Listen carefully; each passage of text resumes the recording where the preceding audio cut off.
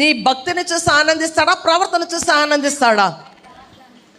భక్తి మాత్రం అబ్బో కొండలు దాటిపోయి భక్తి చేసి మన ప్రవర్తన సరిగ్గా లేకపోతే దేవుడు ఆనందిస్తాడా?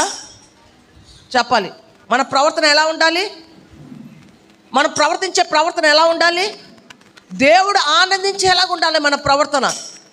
యోసేపు ప్రవర్తన తండ్రి ఆనందించడమే కాదు, పరమ తండ్రి కూడా. ప్రియులారా, మన ప్రవర్తన మన కన్న తల్లిదండ్రులు ఆనందించడమే కాదు, దేవుడు కూడా ఆనందించేట్టు ఉండాలి మన ప్రవర్తన. భక్తిగా ఉంటూ, ప్రార్థన చేస్తూ, ఏంటి విశ్వాసం ఉంటూ మన ప్రవర్తన సరిగ్గా లేకుండా, మన చూపులు, మన మాట, మన ప్రవర్తన, మన ఆలోచన సరిగ్గా లేకపోతే, ఆ ప్రవర్తన చూసి ఏంటి సరైన ప్రవర్తన లేకపోతే తల్లిదండ్రులకు బాధే. ఏంటి ఆయన రూపంలో, ఆయన స్వరూపంలో చేసుకున్న తండ్రికి బాధే. మన ప్రవర్తన చూసి దేవుడు ఆనందించేవారుగా ఉండాలి. యోసేపు ప్రవర్తన చూసి తండ్రి ఆనందించేవాడు. యోసేపును చూసి యాకోబు ప్రేమించేవాడు. ప్రేమిడా, నీ ప్రవర్తన చూసి దేవుడు ఆనందించాలి. ఆనందిస్తున్న దేవుడు నిన్ను చూసి ప్రేమించాలి. అట్టి రీతిగా మనం ఉండాలండి. తర్వాతగా మనం చూస్తుంటే దాసుని స్వరూపమును ధరించుకున్నవాడే, అంటే దాసుడుగా అక్కడ పొతీఫరు ఇంటిలో దాసుడుగా పనివాడుగా ఉన్నాడు. అందుకే దాసుని వస్త్రము ఆమె దాచి తన యజమానుడికి చూపించింది. ఈ దాసుడు నన్ను ఎగతాళి చేయడానికి వచ్చాడని చూపించింది. చెప్పినప్పుడు పట్టించిన వెంటనే 19వ వచనం చదువుదాం. 39వ అధ్యాయము.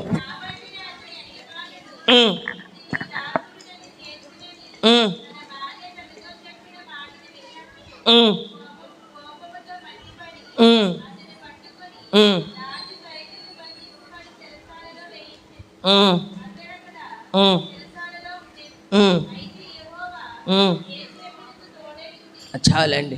ఇప్పుడు 19వ వచనం 20వ వచనం చూసేసరికి దాసుని వస్త్రము అంటే విచిత్రమైన నిలువుటంగి తీసేశారు.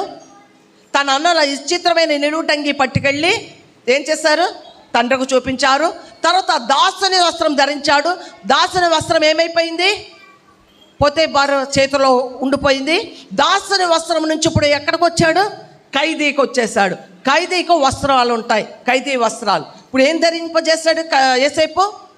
ఖైదీ వస్త్రములు ధరించాడు. వాక్యం మనం చూద్దాం. 2 కొరింథీయులకు రాసిన పత్రిక 11వ అధ్యాయం 23వ వచనము.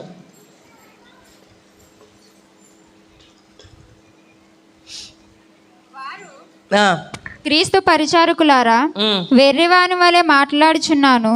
నేనును మరి ఎక్కువగా క్రీస్తు పరిచారకుడను, మరి విశేషముగా ప్రయాసపడి తిని, మరి అనేక పర్యాయములు చెరసాలలో ఉంటిని, అపరిమితముగా దెబ్బలు తింటిని, అనేక మారులు ప్రాణాపాయములలో ఉంటిని.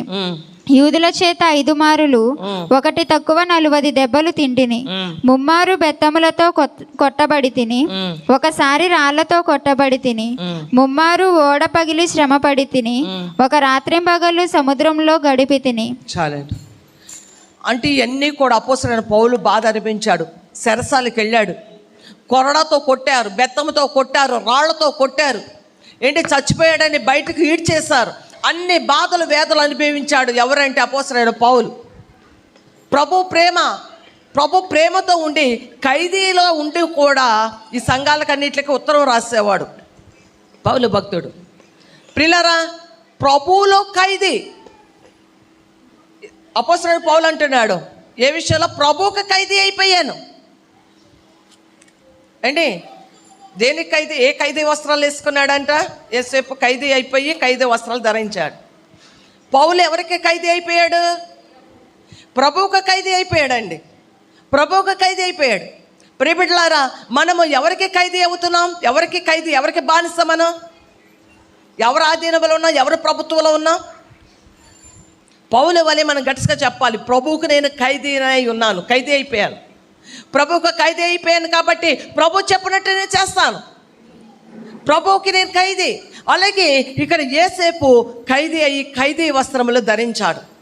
ఖైదీ వస్త్రములు ధరించి, ఖైదీ అంటే చెరసాలలో ఉన్నాడు ఇప్పుడు యోసేపు. చెరసాలలో ఉన్న యోసేపుకి అక్కడ ఆ చెరసాల అధిపతి కూడా ఆయన యందు దయ పుట్టిందంటండి. ఎందుకంటే సత్ప్రవర్తన, మంచి ప్రవర్తన కలిగిన వాడు. యోసేపు అనేక మందిని మంచి దారిలో తిప్పుతున్నాడు, మంచి మార్గంలో నడిపిస్తున్నాడు. ఇటువంటి అంతకుముందు ఈ చెరసాల్లో వాళ్ళు కొట్టుకుంటూ ఉండేవాళ్ళు. ఒకరికొకరు ఎప్పుడు కొట్టుకొని చచ్చిపోతారని భయంగా ఉండేది. యోసేపు వచ్చిన కాంచి వీళ్ళందరూ ప్రవర్తన మారిపోయింది. వీళ్ళందరూ మంచిగా ఉంటున్నారు. ఇంత మంచి ప్రవర్తన రావడానికి గల కారణం ఎవరు? యోసేపును చూసి ఆ చెరసాల అధికారి కూడా దయ పుట్టింది. తర్వాత అదే చెరసాల ఉన్న పానదాయకుడు భక్షదాయకుడు కలలకని దర్శనాల ద్వారా చెప్పడము, తర్వాత ఆ పానదాయకుడు రాజు దగ్గరికి వెళ్ళడము, యోసేపు చెప్పిన దర్శనం రీతిగా భావం రీతిగానే పానదాయకుడికి మరలా జాబు రావడము, ఇవన్నీ జరిగినా కానీ యోసేపు అంటాడు, నీ జాబు మరలా వస్తుంది, నన్ను జ్ఞాపకం చేసుకుంటే మరలా మర్చిపోయాడు. మర్చిపోయినా కానీ దేవుడు మర్చిపోయేవాడు కాదు. రాజుకు జ్ఞాపకం చేసి ఒక కళనిచ్చి ఆ కళభావం ఎవరు చెప్పగలుగుతారు అంటే అప్పుడు పానదాయకుడు అంటాడు, 2 సంవత్సరాల తర్వాత చెప్తాడు. చెరసాలలో ఒక వ్యక్తి ఉన్నాడు యోసేపు, కళల భావము చెప్తాడు. అతడు చెప్పినట్టు జరిగింది, నాకు జాబు మరలా వచ్చింది. అతడు నేను పిలుద్దామనేసరికి అప్పుడు యోసేపుని తీసుకొస్తారన్నమాట. యోసేపుని తీసుకొచ్చి 41వ అధ్యాయము 14వ వచనం చదువుదాం. ఫరో యోసేపును పిలువనంపెను, కాబట్టి చెరసాలలో నుండి అతని త్వరగా రప్పించిరి. అతడు క్షౌరము చేయించుకొని మంచి బట్టలు కట్టుకొని, చాలు ఇప్పుడు క్షౌరం చేయించి ఏం కట్టారు? మంచి బట్టలు కట్టారు. అప్పుడు వరకు ఏ బట్టలు కట్టుకొని ఉన్నాడు? ఖైదీ బట్టలు కట్టుకున్నాడు. ఏంటి ఖైదీగా ఉన్నాడు. ఇప్పుడు ఖైదీగా ఉన్న వ్యక్తిని బయటకు తీసుకొచ్చాక ఖైదీ వస్త్రాలతో ఉంటే ఏమంటారు? ఖైదీ అంటారు. అందుకని ఇప్పుడు ఏం చేయాలి? ఖైదీ బట్టలు తీసేసి మంచి బట్టలు వేస్తారు. ఇప్పుడు మంచి బట్టలు వేసుకున్నాడు అన్నమాట. అంటే మంచి ప్రవర్తన, మంచి బట్టలు వేసుకున్నాడు. మంచి బట్టలు ఎవరు వేసారు అంటే మంచివి అని ఎవరికి చెప్పాడంటే పరిచారకులకు, యాజకులకు మంచి బట్టలు, పరిశుద్ధ అలంకృతమైన వస్త్రములు వారు ధరిస్తారండి. మంచి బట్టలు వారు ధరిస్తారు. ఏంటి యాజకులు ఈ బట్టలు ధరించాలని, మంచి వస్త్రాలని మోషేకి దేవుడు బయలుపరిచాడు. అటు రీతిగా మంచి వస్త్రాలంటే పరిచర్య చేసే వస్త్రములు.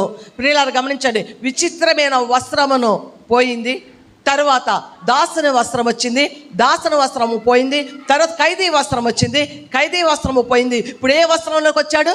మంచి వస్త్రములకు వచ్చాడు. అనగా పరిచర్య చేసే వస్త్రం, అంటే యాజకత్వం చేసే వస్త్రం లాంటివి మాట. మంచి వస్త్రాలు వారికి కుట్టించండి యాజకులు కానీ మోషేకి ఆజ్ఞాపించినట్టు. ఇప్పుడు మన యోసేపుకి ఏ వస్త్రాలు ధరించాడంటే మంచి వస్త్రాలు ధరించాడండి. ఈ మంచి వస్త్రాలు ధరించిన యోసేపు విషయంలో మనం ఇంకా దేవుని వాక్యంలో చూస్తుంటే 41వ అధ్యాయం 41వ వచనంలో కూడా చూద్దామండి. ఫరో, చూడుము, ఐగుప్తు దేశమంతటి మీద నిన్ను నియమించి ఉన్నానని యోసేపుతో చెప్పెను. మరియు ఫరో తన చేతినున్న తన ఉంగరము తీసి యోసేపు చేతికి పెట్టి సన్నపు నారబట్టలు అతనికి తొడిగించి అతని మెడకు బంగారు గొలుసు వేసి తన 2వ రథము మీద అతనిని ఎక్కించెను. ఏం వేశారంటే ఏం వస్త్రము? సన్నపు నారబట్టలు. సన్నపు నారబట్టలు వేశారు. అప్పుడు అంటే మంచి వస్త్రాల కంటే ఇప్పుడు ఏ వస్త్రాలకు వచ్చేసాడంటే రాజవస్త్రంలోకి వచ్చేసాడనమాట. రాజులు ధరించే వస్త్రాలు సన్నపు నార. సన్నపు నార అంటే స్మూత్గా ఉంటాయి బట్టలు, పట్టు వస్త్రములు. ఏంటి? పట్టుతో, అసలైన పట్టుతో నేర్చిన సన్నపు నారతో స్మూత్గా ఉండే ఆ వస్త్రములు. ఆ వస్త్రం వేసుకోగానే చెప్తుంది ఏమనంటే వీళ్ళు రాజు వంశానికి చెందినవారు అని. ఆ వస్త్రాలు ఎవరు వేసేవాళ్ళంటే రాజు కుటుంబీకులు తప్ప ఇంకెవరు వేసేవారు కాదు.